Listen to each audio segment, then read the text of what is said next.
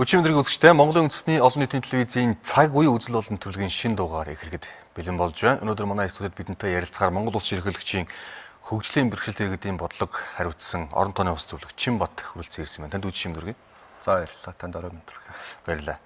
Юуны өмнө таныг Монгол Улс ерөнхийлөгчийн хөгжлийн бэрхшээлт иргэдийн асуудал хариуцсан зөвлөхөөр томилогдсонд баяр үргээ гэж бодож байна. Яагаад баяр үргээ гэвэл танаар дамжиж маш олон хүний асуудал шийдэгдэх байх гэж бодож байна л да. Тэгээ та бүхэн одоо өнгөрсөн 8 сараас хойш Монгол Улс ерөнхийлөгчийн зөвлөхөөр ажиллаж байгаа хүний хувьд хөгжлийн бэрхшээлт иргэдэд хандсан ямар ажлуудыг хийгээд төлөвлөж байна?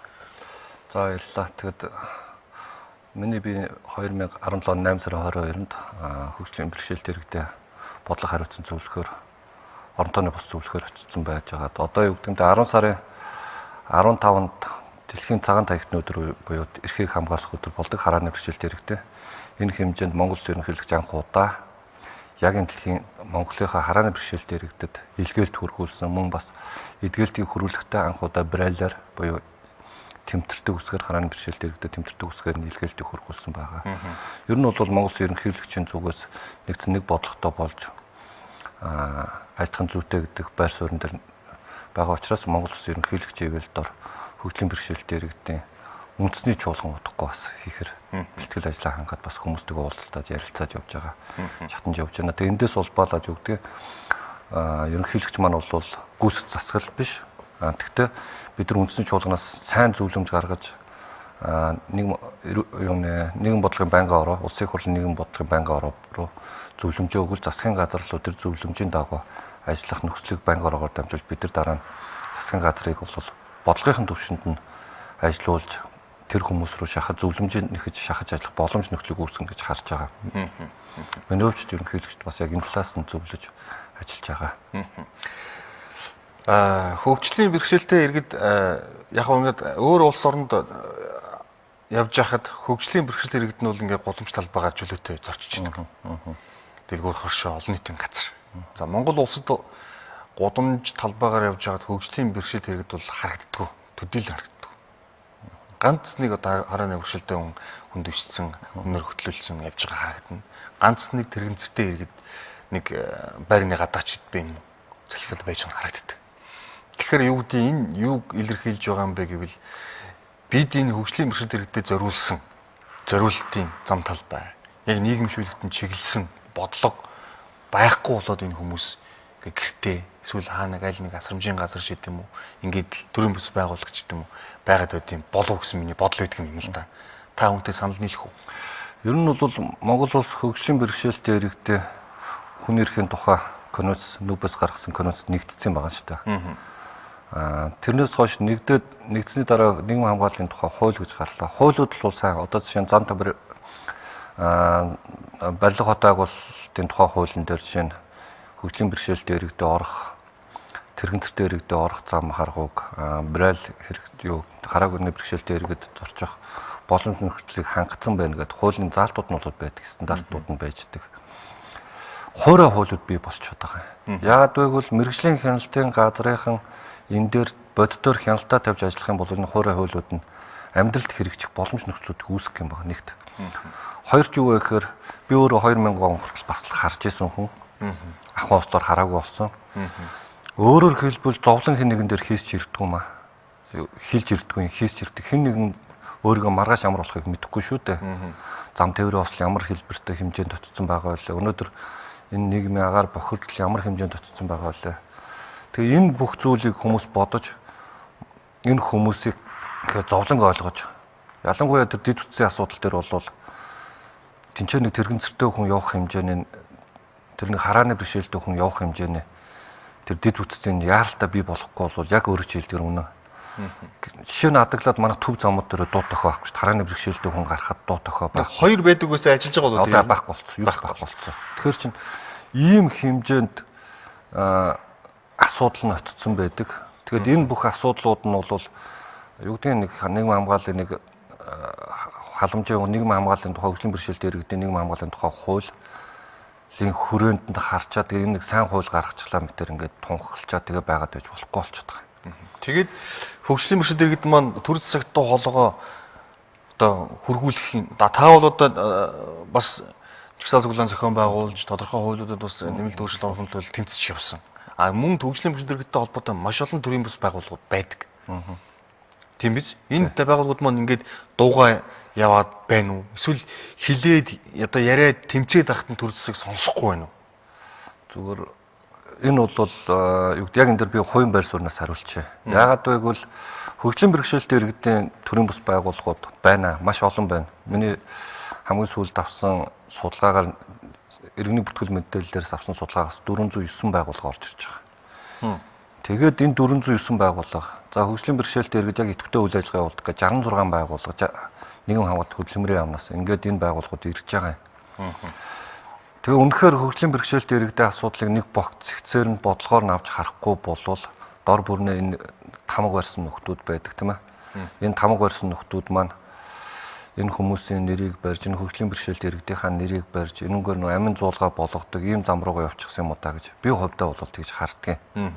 Тэгэд тийм ч учраас Монгол ерөнхийлөгч бол нэгдсэн нэг бодлогыг зөв зангидаж тэгээд тэр хууль хэрэгжихгүй байгаа хуурай хуулиудыг хэрэгжүүлэхийн төлөө тэр үндэсний чуулгаж энэ дээрнээс гарч байгаа зөвлөмжүүд нь тийшээ хандах ёстой гэж харж байгаа юм.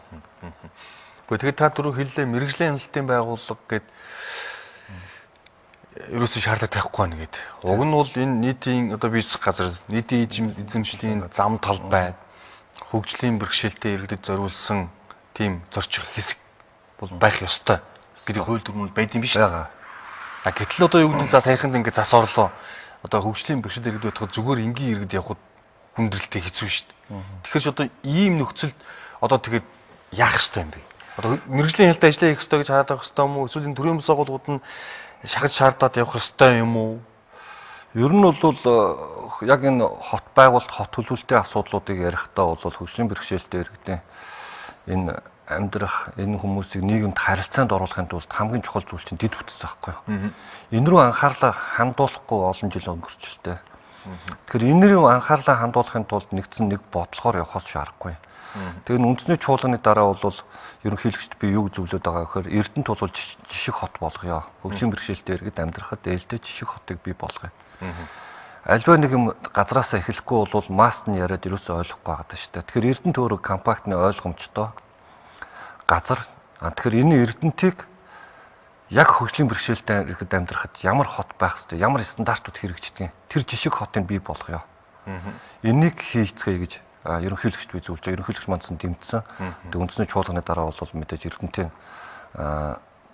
нутгийг дэвсгэрхийнхэнтэй ч уулзалтад бас санамж шүмчиг зурагдах байх л та. Ер нь бол энэ чиглэл рүүгээ явж аж нэг нь одоо эхлээд жишг болгож харуулахгүй бол ямар байх ёстой вэ? Зарим нь ойлголтгүй яваад ах шиг байгаа юм.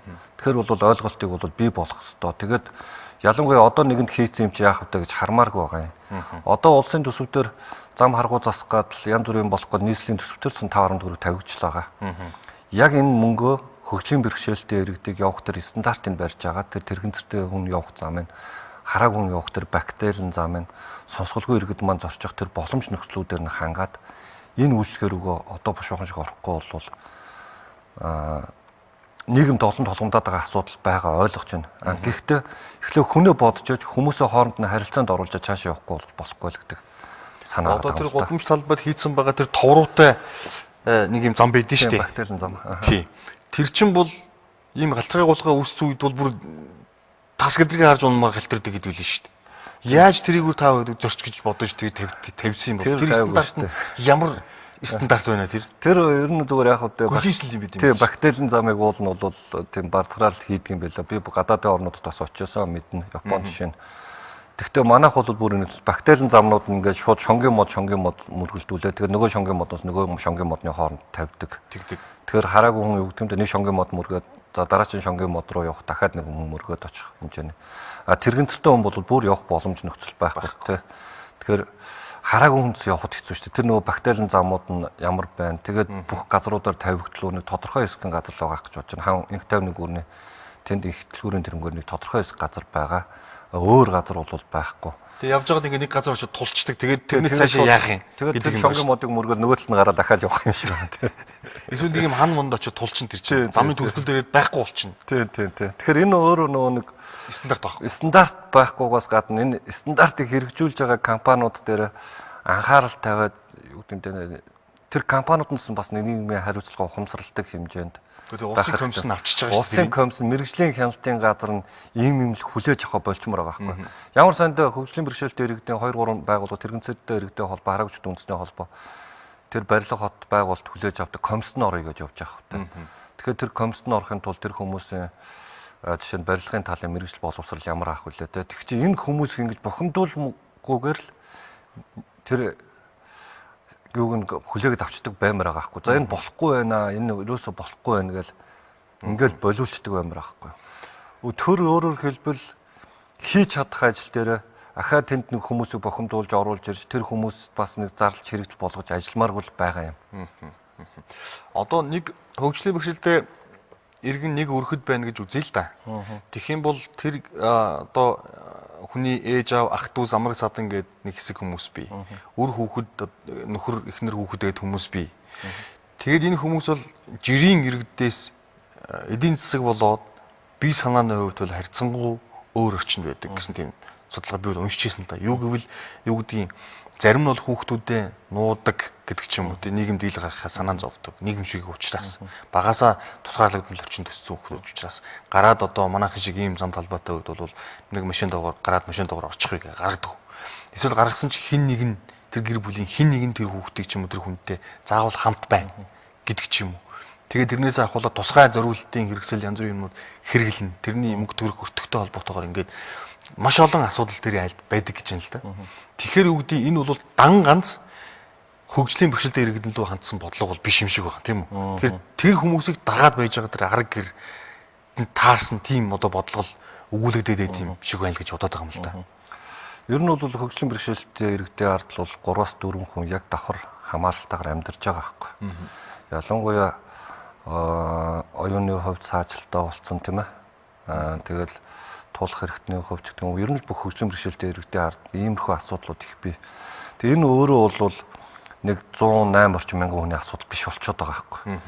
Дор хаяж нийт энэ 3 сая хүн амын чинь 15% ч асуудал яригдчихэж байгаа байхгүй. Үнэхээр юу гэдгийг хүүхдтэй хөдлөө зориулсаар агаад идэгчих болов яачих бол энийхээ ингэчих болов гэж явсаар агаад хөрөнгө мөнгөө зарсан ядраад бүр амьдрал нь бүр ядуу болж байгаа хэсэг нэг хэсэг байгаа. Гэтэл яг нэг хэсэг нь бол нөгөө нэг хөгжлийн бэрхшээлтэй энэ гэр бүлдээ байгаа тэр хүнийг нөгөө харц сэтгэл зүйн хувьд асар их дарамтанд ордог нэг хэсэг байна. Тэгэхээр энэ бүх зүйлийг л бид ойлгож харах хэрэгтэй юм байна. Үнэхээр юу гэдгийг зүгээр нэг өрөвдүүлэх гэдэг юм уу? Нэг нийгэмд нэг өрөвдсөн тэгээд нэг эдэрт нэг халамж өгж байгаа нэг улсаас хэдэн төгрөг өгдөг нэг 140 мянган төгрөг гэх юм халамжийн мөнгө. За нийгмийн даатгал нэг 240 мянга гэх юм уу те. Ингээд нийгмийн даатгал хөдөлмөрлөлтөд алдсных нь хөвдөж гэх юм уу. Тэгээд нэг халамж өгж байгаа эдрий чинь бас нэг хайрлаад байгаа штэ гэдэг ухтгуунаар одоо харах цагаа болчмоор байгаа. Энэ хүмүүсийг хүн гэдэг талаас нь харчмаар байгаа юм. Хүн гэдэг талаас нь хараад хүн гэдэг хүмүүсийг хүн хүнтэйгээ харьцаж нийгмийн харилцаан бий болно шүү дээ. Тэгэхээр энэ бүх зүйлийг тооцож үзээ тэр арга гэрийн энэ бүгдийг ойлголоод ирэхээр энэ хүн чинь өөрсдөө нийгмийн харилцаанд ороод ирэхээр тэр хүмүүсийн арга гэрнсэн сэтгэл зүйн хувьд бол арай өөрчлөгдөн шүү дээ. Жишээ нь нууцлж эхэлж шүү дээ үр хүүхдээ тийм ээ. Одоо жишээ нь оюуны цаашлтаа хүүхдээ лэхэд гэртээ нуудаг, харааны бэрхшээлтэй хүүхдээ гэхэд тэрэгэн цэртэй хүүхдүүдээ гэр орондоо нуугаад найз нөхдөйгөө орж ирэхэд нөгөө өрөөндөө ор гэд нуудаг жишээ байна шүү дээ. Тэгэд энэ бүх зүйл юу гэдгийг энэ бүх амьдрал энэ бүх хэмнэл чинь энэ хүмүүсийг нийгмээс улам гадуурхад тусгаарлагдах хэмжээнд навчиж байна л да. Одоо жишээлбэл Япон улс бол хөгжлийн бэрхшээлтэй иргэд бүгд өндөр насныхаа тоогоор дэлхийд хэрэгүүлдэг. Тэгээд тэр улсад ингээд явж байхад бол хөгжлийн бэрхшээлтэй иргэд нь юунд тусгаарлах байтугай зүгээр хүмүүсээсээ илүү шахав. Тийм идэвхтэй байгаа шүү дээ. Нийгмийн харилцаанд ордог. Үндсэндээ парламентууд бас төлөөлөлтөд сонгогдсон байх чинь. Дээр нь одоо юу гэдгийг тэр хүмүүсийн эдэлж хэрэгжилж байгаа зүйл нь жоохон хэрэгжилж байгаа зүйл нь жоохон тусгай зориултын маягийн болохоос биш. Бусдаар бол яг адилхан байна. Яг адилхан. Тэгэхээр тэнд чинь бол нөгөө гадуурхах нэг тэр юм гэсэн ойлголт байхгүй байна шүү дээ. Яг л адилхан үлээж авч үзэж байгаа. Би 6 ерөнхийлөгч орон тооны бус зөвлөх болчоод энэ тусгай хэрэгцээт боловсролын 6 сургуулиар явсан. Багш нартай очиж уулзсан. Тэнд юу вэ гэхээр адаглаад л одоо хүртэл 25 дугаар сургуулийн цахилгаан шатны асуудал шийдэгдээгүй шүү дээ. Тэрэгцэртэй иргэд ороод тэр хөгжлийн бэрхшээл давхар хамааралтай хүүхдүүд орох хэмжээнээс юу шийдэгдээгүй шүү дээ. Халуун хоол гэдэг нэг хөтөлбөр явж байна. Энэ сургуулиуд дээр чинь халуун хоол хөтөлбөрийнх нь асуудлууд нь шийдэгдээгүй шүү дээ. Гаднах дэд бүтцэн шийдэгдээгүй байна шүү дээ. Захирлуудад багш нартай нь уулзаад зовлонгийн сонслоо ярилцсан. Төсөвтөр тавихаар нийслэлээр завчаад дүүрэг дээр завчаад очдог. Одоо нэг яамны хэмжээнд оцсон учраас би энэ бол улсын хурлын гишүүн баасан хүйдэрт гуугаад байгаа. Ядаж энэ тусгай хэрэгцээд боловсролын 6 сургууль дээр тавигдсан төсвийг боловсролын яамны сайдын багцаас нь битгий асуулаарай гэж. Тэнцээ тусгай хэрэгцэтгэн маш их хэрэгтэй байна шүү дээ. Багш нар нь цалиа авч байна. Багш нар өөрсдийнхөө цалингаар буцаад тусгай хэрэгцээд тэр сургалтын хүүхдүүдтэй юм бэлдэж өгч байна. Энэ багш нар маш хүнд нөхцөлд ажиллаж байгааг ойлгох ёстой бид. Тэгээд тэр хүүхдүүдийн тэр сурах орчинг нь очиод нэг ялангуяа бүгдөөрнг нь болдог бол дагуулад очиод үзүүлчмээр юм шиг санагдчихсэн зүгээр. Тэгээд тэр хүүхдүүдийн тэр орчих нөхцөн боломжийг сайжруулж ээж тэр багш нарын тэр сурах багшлах боломж нөхцөлийг сайжруулж ээж цаашаа дараачихаа алхам руу орохгүй нийгэм рүү шууд ингээ бүгдөөрнг нь хацаад нийгэмдэр нэг том масс юм яриад тэр нь тэгээ цаашаа явахгүй гэдэг бол энэ конвенц хамгааллын хууль хөгжлийн бэрхшээлтэй эрхтэн хүний эрхийн конвенц 2007 онд сайжруулсан хуулиуд ингээд бусд хуулиудыг хараад бол бид бол тэгээд энэ төрлийн бус байгууллагуудын ажиллаж байгаа хандлага жижигэрч орж ирдэг. Өөрсдийнхөө асуудлыг тавих зүйл дөө. Нэг бодлого гэдэг юм чинь өөрөө энэ дээр алдагчаад байгааг нь илрэл энэ байгаад байгаа юм. Одоо жишээлбэл тэр 108,000 гаруй хөгжлийн бэрхшээлтэй иргэдийн хідэн ямар боловсралтай боловсролын эзэмшсэн байдал гэр бүлийн байдал гэдэг ч юм уу ямар шалтгаанаас яагаад хөгжлийн бэрхшээлтэй болов хүйсийн харьцаа насны харьцаа гэсэн тийм нарийн судалгаа байхгүй шүү дээ. Хамгийн сүүлд 2000 нийгэм хамгааллын яам дээр бол 2009 онд авсан Дэлхийн эрүүл мэндийн байгууллагт авсан судалгаа. Эрүүл мэндийн яам дээр 2011 онд хөдөлмөр хамгааллын нийгэм хамгааллын яам тэр хоёрын хөдөлмөр магадлалын эмчилгээгээр авсан судалгаа. За тэгээд юуны iPhone суусан толгоор авсан судалгаа байдаг 10 он байхгүй. iPhone олон улсын байгууллага нэг хүүхдэд хийсэн судалгаа. Тэгээ энэ судалгаанууд нь дандаа хоорондоо зөрөөтэй. Тэгээд юу гэдгийг ийм байдалтай байгаа тохиолдолд бид хөгжлийн бэрхшээлтэй иргэдийн нэгдсэн нэг бодлогыг л зөв гаргаж иж зөв засгийн газар руу чиглэл зөвлөмж өгч цаашаа явахгүй бол маш энэ хоцрогдмол байдал энэ хүмүүсийн амьдралын баталгааг дээшлүүлнэ гэж ярихад бол тун хэцүү. Одоо жишээ нь юу гэдэг нөхөн сэргийх эмчилгээ хийлгээд зарим нь одоо юу гэдгийг илаарших боломжтой хөгжлийн бэрхшээлтэй иргэд бол зөндөө байгаа шүү дээ. Итгэх боломжтой тийм биз? Одоо магадгүй сул харааны бэрхшээлтэй байж байгаа тодорхой эмчилгээ сувилгаа хийсэн дараа хараа орох, хараа тодорох гэдэг ч юм, хараа тогтох гэдэг ч юм. Тийм хүмүүсүүд байхыг үгүйсэхгүй. Зарим нэг эдгэрхтний сонгогтой хүмүүс бол эмчлээд ингээд ихэд бүр илүү сайжрахыг бас үгүйсэхгүй.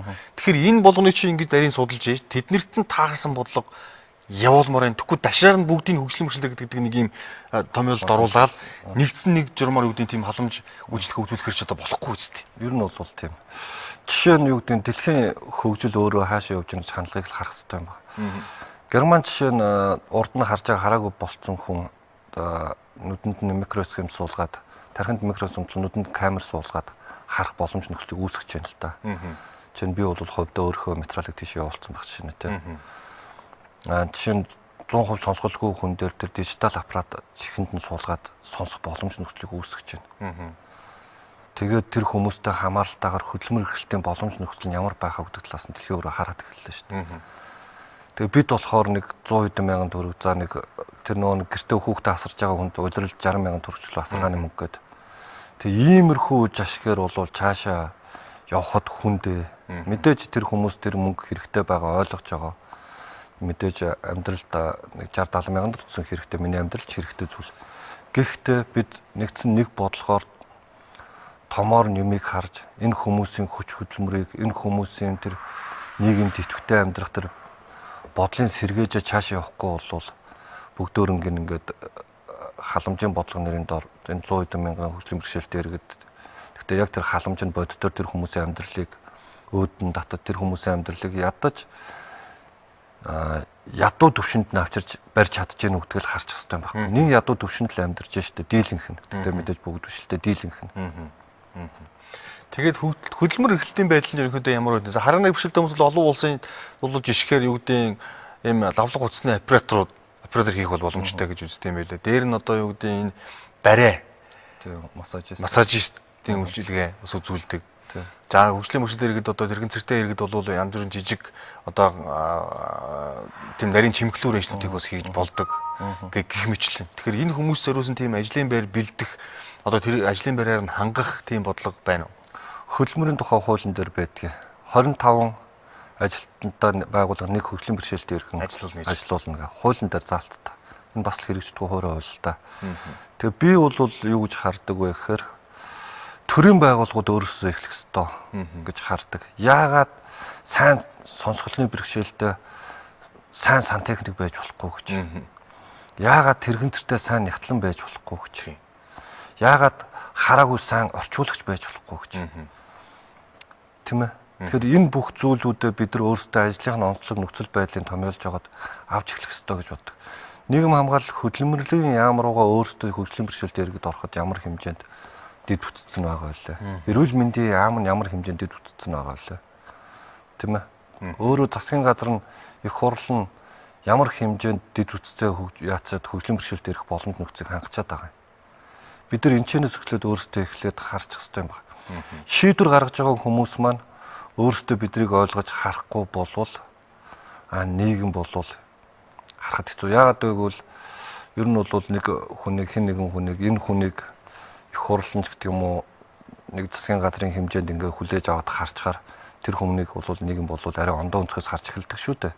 Яг энтэй адилхан нийгэм засгийн газрын их хурлын хэмжээнд өөрсдөө бодлогын хүрээнд иймэрхүү маягаар ажиллаад эхлүүл болно гэж би бол хувьдаа хардаг. Ягаад их хурлын тамгын газрын тэр олон нягтлан дотор нэг тэрэгэнтертэй нягтлан байж болдгүй. Сайн нягтлангууд байгаа шүү дээ. Оруулах ёстой. Тийм ээ.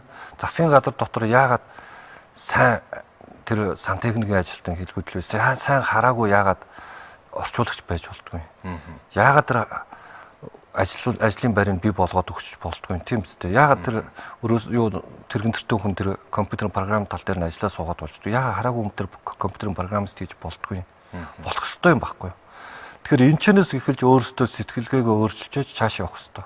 Тэгээ ингээд ирэхээр чинь тэнд хамт ажиллаж байгаа хамт олон нийгмийн хандлага өөрчлөгдөн. Тэр хүмүүсийг хараа өөрчлөгдөн. Ийм л бодолтой байдаг. Тэгэхээр энийг хэрэгжүүлэхийн төлөө үндэсний чуулганы дараа зөвлөмж гарна. Энэний төлөө засгийн газрыг шахаж ажиллана. Мэдээж би юу гэдгийг одоо бол бодлогын төвшөнд ажиллаж байгаа учраас жагсаж цуглаалж орж хашгираал энэний төлөө тэгж тэмцэхээс илүүтэй бодлогын төвшөнд нь яаж өөрчлөлтүүд явуулах вэ? Яаж нөлөөллийн зарчмуудыг өөрчлөх вэ гэдэг бодлого дээр л илүү оновчтой шийдвэрүүд гаргахын төлөө ажиллаж ерөнхийлөгчтэй зөвлөдөө. Бас олон нийтийн дунд юу гэдгийг хөгжлийн бэрхшээлтэй иргэд одоо сайн амжилттай яваа хүмүүс. Дээр нь төр засгийн төвшин шийдвэр гаргах төвшөнд явж байгаа хүмүүсийг бас олон нийтэд сайн сурталчин таниулж бас мандаллыг бий болгодог юм шиг байна. Зарим улс бол тийм биз. Тэгэхээр юу гэдгийг одоо жишээлбэл та Монгол улсын ерөнхийлөгчийн зөвлөх болсон байна. Хийж чадж болж байна. Миний санахын нэг харааны бэрхшээлтэй эмэгтэйс Америк элчин сайдын яамд ажилладаг. Маш сайн англи хэлтэй бүсгүй байдаг.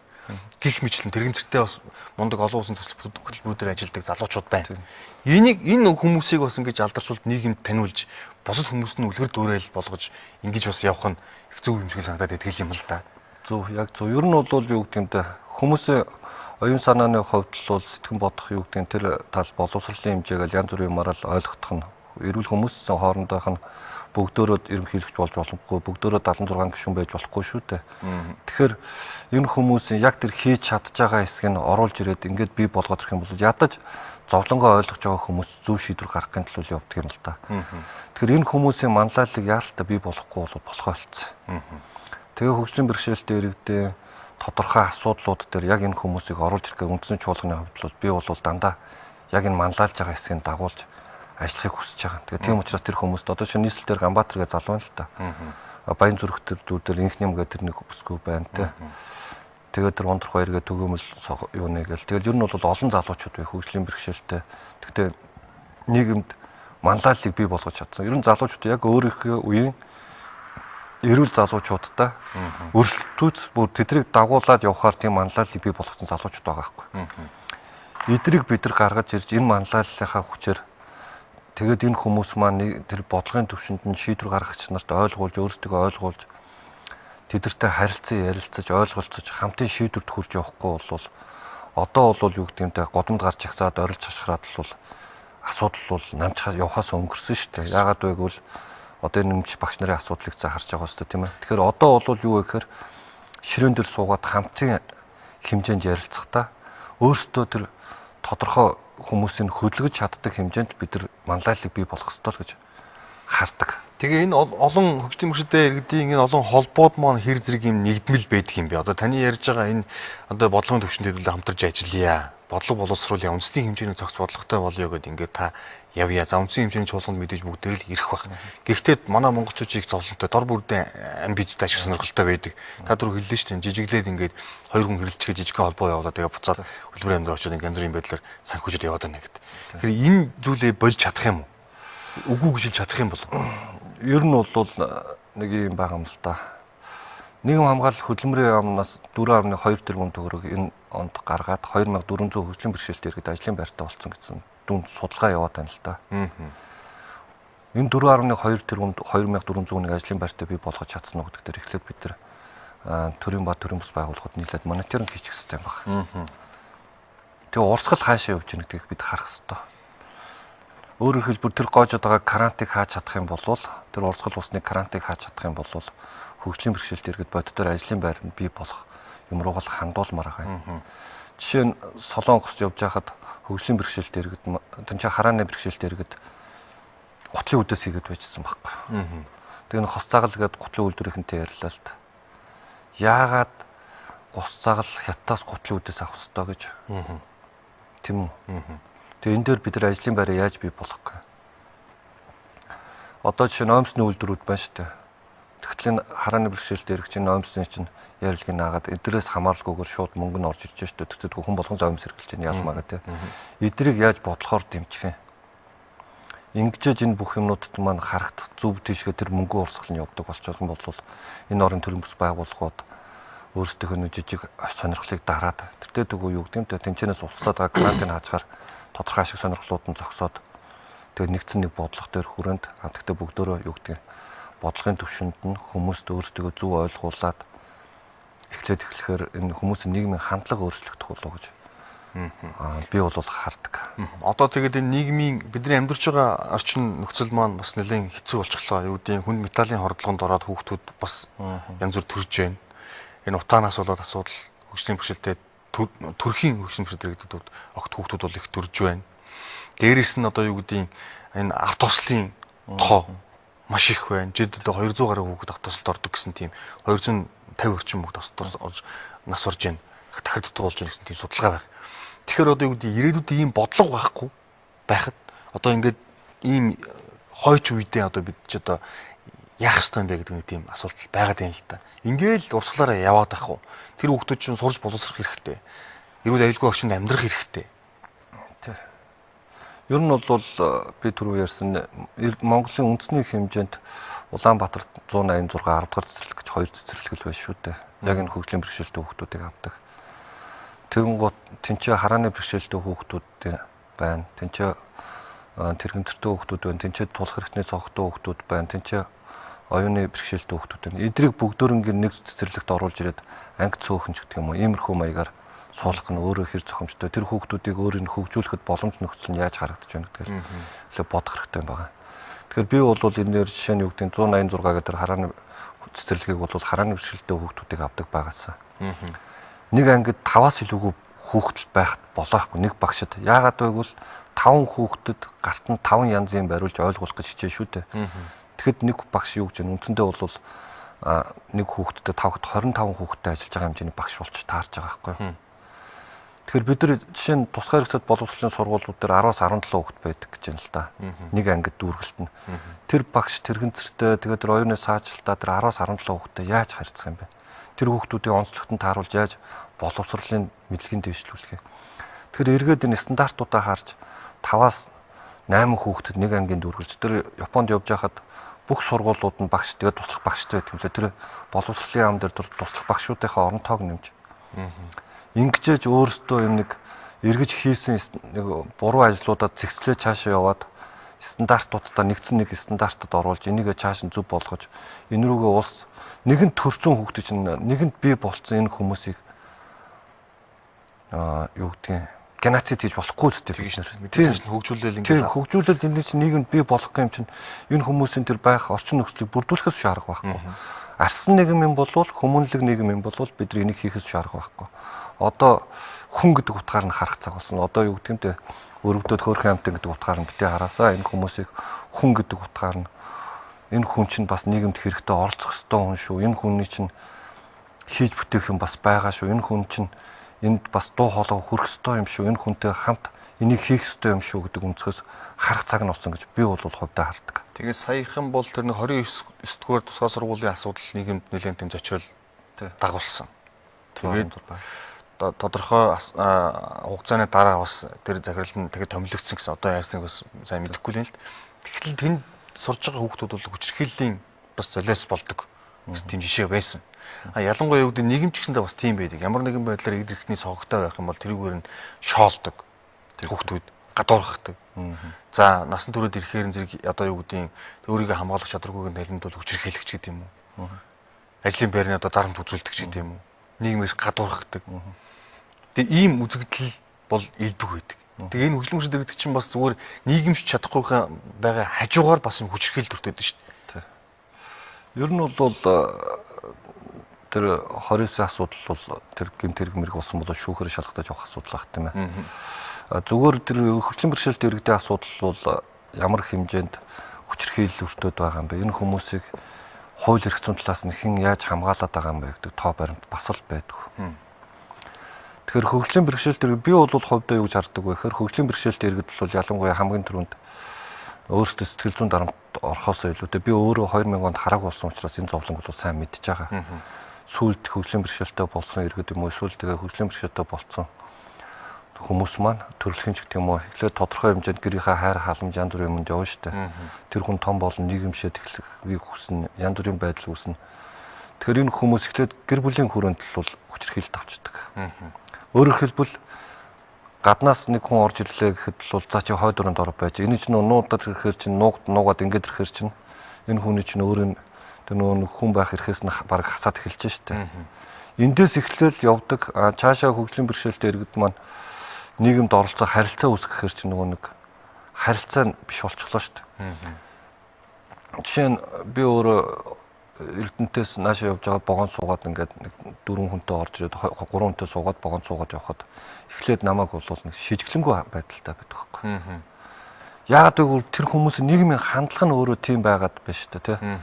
Тэгэд мэдээж юу гэдгийг дараа нь бол харилцаа ондоо болно. Тэгэхээр яг энэ мэтчлэн нөгөө нэг хүүхдүүдийн ад шоу үздэг одоо жишээ нь тэр хүүхд хүсээд өөрөө дахирт болчихоо гэж хөгжлийн бэрхшээлд болчихоогүй байхгүй. Тэгэхээр тэрийг нь хайрлуулдаг, өрөвдүүлдэг, тэр хүүхдэд хайр хэрэгтэй гэдгийг нь ойлгуулдаг. Адилхан хүн шүү гэдгийг л ойлгох. Тийм, тэр хэмжээнд нь л аваачихгүй болвол ер нь бол хэцүү дээ. Ер нь бол энийг тэхгүйгээр цаашаа яваад энэ хүүхдүүдийг юу гэдгийг эцэг нь өөрсдөө нуугаад гэдэг юм уу эсвэл нийгэм нь гадуурхаалах гэх юм бол энэ хүмүүсийг бид нар бол өөрөөр хэлбэл амьдаар нь үхтэл болгож ийн гэсэн үг байхгүй. Амьдын үхтэл гэдэг нэг аюултай юм болгож байгаа хэлбэр байхгүй. Тийм болохоор би бол ялангуяа тэр хөгжлийн бэрхшээлтэй хүүхдүүдийг ордог байлгаас ялангуяа энэ үзмрийн газрууд шүү дээ. Одоо жишээ нь Тэнгис кино театр, Өргөө кино театрын гоё театрууд байна шүү дээ. Яагаад энэ тэрэгцэртэй хүн орж ирж, хараагүй хүн орж ирж сууж тэр сонсголын бэрхшээлтэй хүн орж ирж сууж кино үзэж, сүүдэр шивүзэж болохгүй багтах. Тэр хүмүүсийг орох нөхцөлийг яагаад бүрдүүлэхгүй багтах. Яагаад гэвэл тэр хүн бас юунаас нийгмээс юу авах эрхтэй үсттэй. Тэр соёл урлагийн таашаал авах эрхтэй үсттэй. Тэгэхээр тэр сонсголгүй хүнд яагаад тэр дохионы хилээр давхар тэр юмнууд нь явахгүй багтах. Тийм ээ. Тэр тэрэгцэртэй залуу хүүхэд хүн орж ирээд суухад тэр суугтар санд ширээг суудлын яагаад бэлтэж болохгүй багтах. Адаглаа за энэ хувийн хөвчлүүд нь ингээд тэрийн шахаадаг болч болдгоо бол энэ дөөрийн бүжгийн театрууд нь энэ элзний театрууд нь улсын юмнууд эндээс л эхлэмээр байна шүү дээ. Хийх ажлууд нь өөрөө эндээс л эхлээл цаашаа явахгүй болохгүй. Тийм болохоор бодлогын төвшөнд нь бүгдөө нэг юмнуудаа нэг зэгцтэй харж ээж явахгүй болвол дор бүрнээ би хараагүй, би тэрэгнэртэй би хэлгүүдүүлж гэх юм ингээд тулах хэрэгний сонгохтой гэл ингээд хуваагдал өөрсдийнхөө асуудлыг яваад ах юм бол энэ нь өөрөө цаашаа явахад айгүй хэцүү болчиход байгаа юм л та. Тэгээд энэ хэрэгжиж байгаа хууль нь хуурай хിവэрэл үлдээд байгаа юм. Эрүүл мэндийн тусламж үйлчилгээ авахд хэрэг зэрэг одоо бэрхшээлтэй байдаг бол за мэдээж бэрхшээлийн тухай яриад бол хэцүү зүгээр одоо ямар шууд өвчнөд байдаг үл гэж асууя л да. Одоо юу гэдэг хэдий хэмжээ одоо эрүүл мэндийн даатгалаас одоо санхүүжилт аваад өөрсдөө үзүүлээ тэр эмчилгээ нь тав хүний одоо юу гэдэг хөгжлийн бэрхшээл иргэдийн тэр одоо юу гэдэг эрхтийн согог би нэмчлэх тэр зардалт нь хүрдэм үү яадын гэдэг тийм асуулт. Ер нь бол яаж хөрөхөв тэ тэнцээ чинь ямар ч тийм эрүүл мэндийн тусламж үйлчилгээ авахд бол дууд нь үнгүй мэдээж улсаас бүх юм нь үнгүй гэж байгаа боловч тэгээд тэр хүн очино мэдээж амьдрал нь хүнд хэцүү ядуу амьдралтай хүмүүс байгаа шүү дээ ихэнх нь дийлэнх нь тэгээд тэр хүмүүсийн очиж байгаа тэр эмнэлгийн эмчнэрийн харилцаанаас гэсэл хэцүү байдалд авчдаг баг л та. Би бол яг жишээ нэг 2009 онд шиг санагч нэг залуу хаглаанд олгоогоо ахуулчаад байж хат нь эмч нь хаалгаа шагааж харчаад хаагаад явчихсан гэж ярьдгийг. Тэр чинь нөгөө харахгүй болохоос ш хүн хаалга онгоож байгаа юу гэж мэдэн штэ. Тэгээ гих жишээ нэ тэ зүгээр. Тэгээд мэдээж олон хүн сайтай муутай сайнж байдаг баг. Тэгтээ дийлэнх нь бол ийм л харилцаатай нэг ядуу амьдралтай хүмүүс тэгээ очиод тэнцэнээс очиод эмчилгээ үйлчлэг авахд ер нь бол эмнэлэг төвтгөл бол төвхтэй асуудлууд үүсдэг л баг л та. Одоо тэгээд үндэсний чуулган зохион байгуулад бас нэг зөвлөмж тунгаг бичиг за тэгээд хууль эрх зүйн орчин шинжлэх гэх зөндөө юмнууд л гарах ба хамгийн гол нь та бүхэн нэгдэж нийлээ тэгээ Монгол Улсын ерөнхийлөгчийн зөвлөхөр та очсон байгаа учраас шийдвэр гаргах төвшөнд л одоо сайн лобби хийж энэ хүмүүстэй л их л ажиллах хэрэг гарах бах та. Тэг нь мэдээж юу гэдэг ер нь эхлэж авахтай тэд нар чинь өөрсдөө илүүлгэж харж байгаа шүү дээ. Тэг илүү хүмүүстэй илүүл байж хүлээн зөвшөөрөхдөггүй бол болохгүй л дээ. Тийм болохоор хамгийн түрүүнд бид өөрсдөө хүлээн зөвшөөрлөх ёстой. Хүлээн зөвшөөрүүлэхийн тулд хөдөлмөрлөх ёстой, дутгааргүй хөдөлмөрлөх ёстой, илүү хөдөлмөрлөх ёстой. Илүү хөдөлмөрлөж тэр төвшөнд очихгүй бол болохгүй. Би өөрөө удирдлагын академид 2010 онд төгсөө. Улс төрийн боловсролын академид төр удирдлагын магистр хамгаалсан. Би эрүүл хүмүүстэй сурж байхдаа бол илүү л хөдөлмөрлөж бид нар хүүхдүүд залуучуудаас илүү сурч ирсэн. Илүү хүлээн зөвшөөрөгчсөн багш нартаа. Мэдээж илүү мэдээлэл авах хэрэгтэй, илүү унших хэрэгтэй, илүү бодох хэрэгтэй, илүү сэтгэх хэрэгтэй. Тэгжээж хүлээн зөвшөөрөх хэрэгтэй. Гэхдээ би биш бид бүгдөө хамтдаа байж энэ бүгдийг хийж хүлээн зөвшөөрөж цаашаа явахгүй бол бид бүгдөө хамтдаа энэ асуудлаа шийдвэрлэж цаашаа явахгүй бол ингээл нөө чөтгөртөө мөр шиг дороо зөхицэл байгаад байна гэсэн үг л дээ. Цаг тавтар ярилцах цаг өндөрлөж байна. Тэгээ Монголын үндэсний олон нийтийн телевиз бас нийгмийн хариуцлагынхаа хүрээнд, олон нийтийн дуу хоолойг хүргэх хүрээнд бид нар бас энэ чиглэлийн ийм төрлийн нийтлэл нэвтрүүлэг бас хийдэг. Манайд бас хөгжлийн хүрээлтийн иргэд бас ажиллаж хөдөлмөрлөдөг. Тэгээ одоо таны Монгол Улсын ерөнхийлөгчид одоо энэ хөгжлийн хүрээлтийг төлөөлж зөвлөж байгаа энэ ажил чинь амжилт хүсье. Тэгээ зохион байгуулагдах тэр үндэсний чуулганд амжилт хүсье. За баярлалаа. Тэгээд 12 сарын 3 Монголын дэлхийн хөгжлийн бэрхшээлтэй иргэд эрхийг хамгаалах өдөр болдог. Тэгэхэд энэ өдөр бид бүхэн бас дуу нэгтэй байж бүгдөө бас санаа бодлоо нэг зүгт хандуулад тийм ээ. Нийгэмд бас бүгдөө зөв оролцоотой байх ёстой гэдгийг бүгд ухамсарлаасаа гэж хүсмээр байна. Тэгээ хөгжлийн бэрхшээлтэй тэр хүн шүү гэдгийг иргэдтэй хэлээ. Иргэд маань хүн гэдэг утгаар нь тэр хүмүүсийг харж хүн гэдэг утгаар нь харьцаасаа гэж чин сэтгэлээсээ хүсэж байна. Тэгэд нэвтрүүлэгт оролцуулсан танд маш их баярлалаа. Та бүхэнд ажлын амжилт хүсье. Баярлалаа. Ингээ үзэгчдээ өнөөдрийн цаг үеийн үзэл болон төлөвийн дугаар үгээр өндөрлөж байна. Манай зочноор Монгол Улсын ерөнхийлөгчийн хөгжлийн бэрхшээлтэй иргэдийн бодлого хариуцсан зөвлөх Чинбат хүрэлцэн ирж оролцлоо. Та бүхэнд баярлалаа баяртай.